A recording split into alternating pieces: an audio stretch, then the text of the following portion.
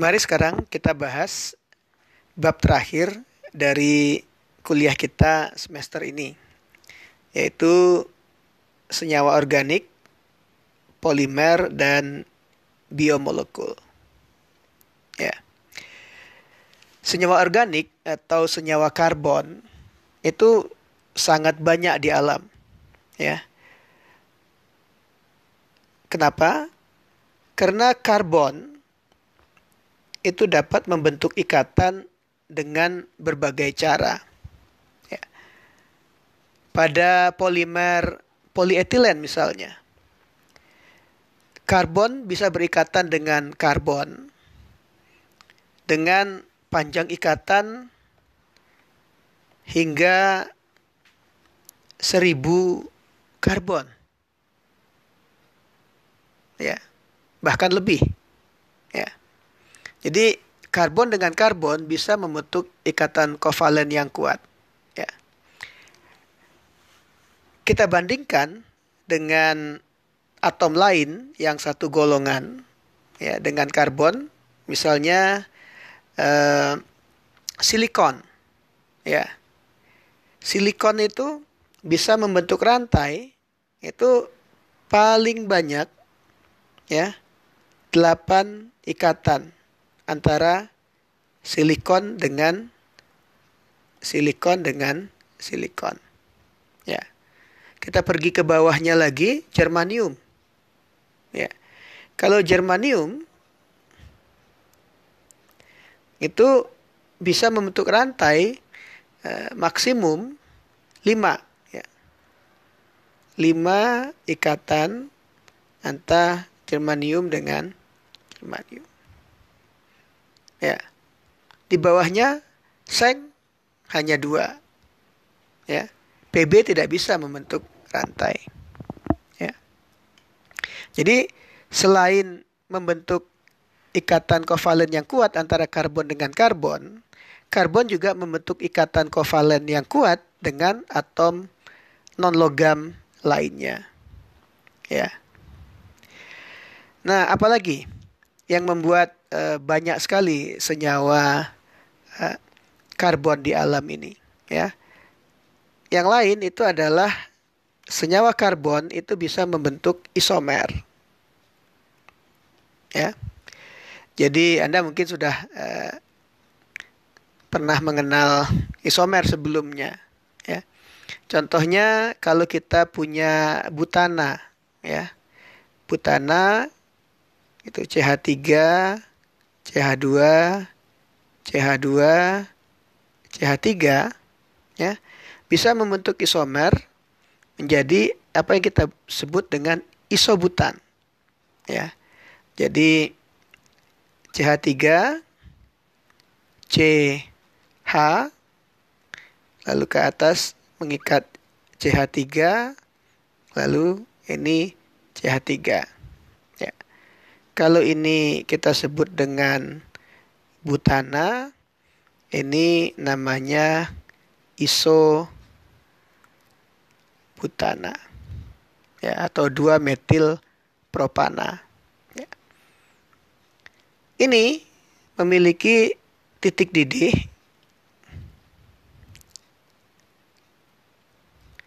sekitar minus 0,5 derajat Celcius. Ini memiliki titik didih minus 11,7 derajat Celcius. Ya, jadi sifatnya juga berbeda.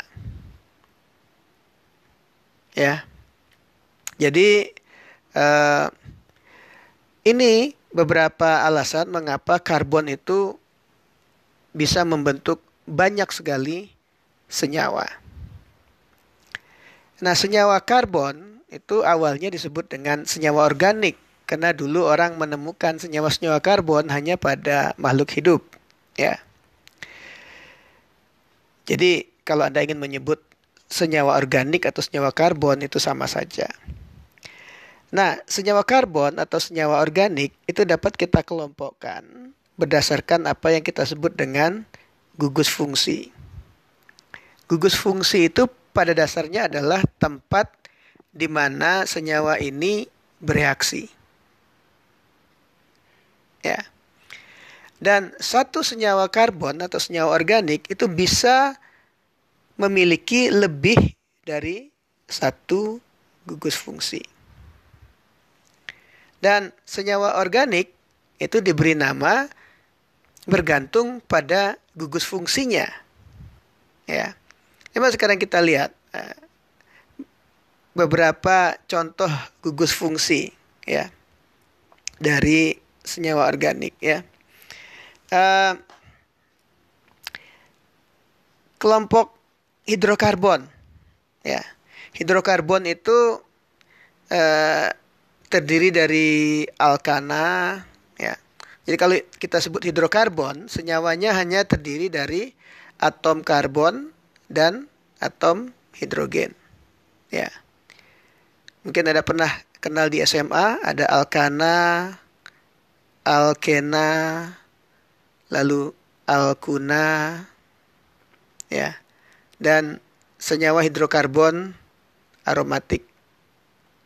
Ya. Ya, Anda mungkin pernah dengar istilah nama benzen, yaitu adalah senyawa hidrokarbon aromatik. Ya. Nah, lalu apa lagi? Ya, ini kelompok alkohol. Ya.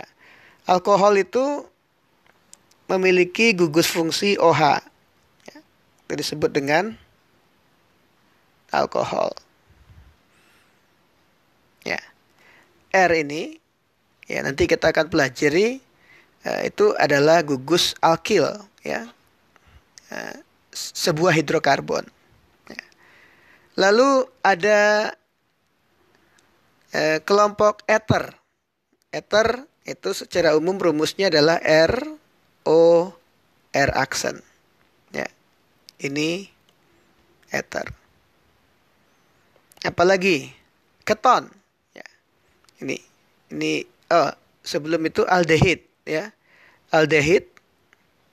Ya, kalau aldehid itu rumus umumnya adalah R C O H. Jadi ini adalah gugus fungsi aldehid. Kalau alkohol gugus fungsinya OH. Ya. Kalau keton ya. Keton itu adalah R C R aksen ini O. Jadi keton itu punya gugus karbonil seperti halnya aldehid. Tapi kalau gugus karbonilnya mengikat hidrogen namanya aldehid. Kalau gugus karbonilnya mengikat gugus alkil namanya keton. Lalu ada lagi asam karboksilat. Ya, asam karboksilat. Itu rumus umumnya adalah R gugus alkil C O OH. Ya. Nah, ini adalah gugus karboksilat. Ya. Ada lagi yang namanya ester. Ester itu rumus umumnya adalah R C O O R. Ya, ini khas dimiliki oleh ester. Ya. Amina. Amina itu rumus umumnya adalah R NH2. Ya. Atau R NH R aksen. Ini amina primer, ini amina sekunder. Ya, ada lagi R N R aksen sama R aksen 2. Ini amina tersier. Ya. Primer, sekunder, tersier. Lalu amida. Ya. Amida itu bukan amina ya, tapi amida.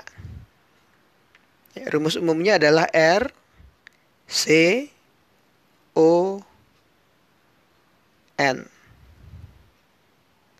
R atau NH ya juga bisa. Jadi eh, ada beberapa jenis amida ya, primer, sekunder dan tersier. Ya. Nah, nanti kita akan bahas satu-satu dari kelompok keluarga senyawa organik ini pada kuliah berikutnya tentunya.